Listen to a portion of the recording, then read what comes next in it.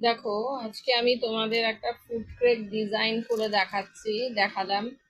ঠিক আছে, তো আশা করি তোমাদের এই কেকটা খুব সুন্দর লাগবে এবং তোমরা এটা নিজেরাও বানিয়ে খেতে পারো। এটা অসাধারণ সুস্বাদু একটা ফ্লেভার দেবে। ঠিক আছে, তার উপর যে ইয়ামি ফ্রুট রয়েছে, ফ্রুটের জন্য এটা আরো সুন্দর একটা মাত্রা যোগ করবে। ঠিক আছে, তো তোমরা নেক্সট ক্লাসে, আজকে আমি ফ্রুট কেক দেখালাম, তোমরা নেক্সট ক্লাসে তোমাদের আরও আমি অন্যরকম ডিজাইনের কেক বানিয়ে দেখাবো। আশা করছি তোমাদের ভালো লাগবে।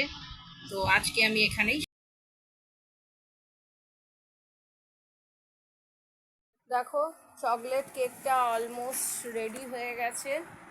আমি এটাকে যেটা ডিজাইন দেবো, এখানে কিছু ফ্রুটস কেটে রেখেছি। এটাকে আগে আমি পুরো ঠান্ডা করব।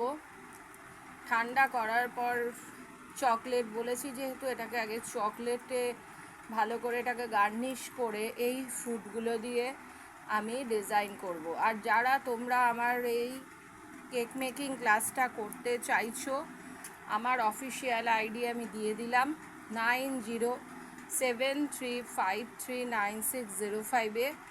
তোমরা কেক মেকিং ক্লাস এবং কেক ডিজাইনিং ক্লাস তোমরা করতে পারবে। ঠিক আছে, তো দেখি এবার আমি এটাকে ঠান্ডা হতে দেব। ঠান্ডা হওয়ার পর আমি এটাকে গার্নিশ করব। ঠিক আছে,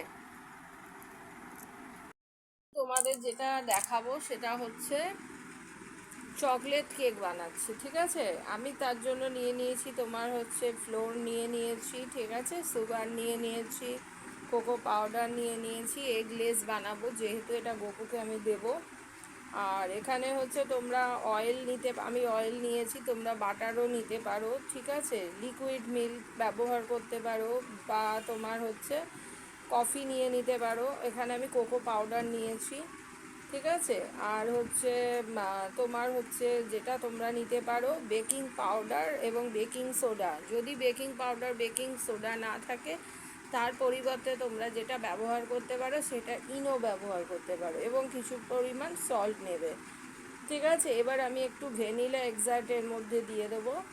ঠিক আছে, দিয়ে তারপরে এটাকে আমি ইনগ্রিডিয়েন্টসটাকে তোমার হচ্ছে আমি মানে এখানে তোমার ইনগ্রিডিয়েন্টসটাকে আমি যতটা পরিমাণ মতন আমি এটা গুলে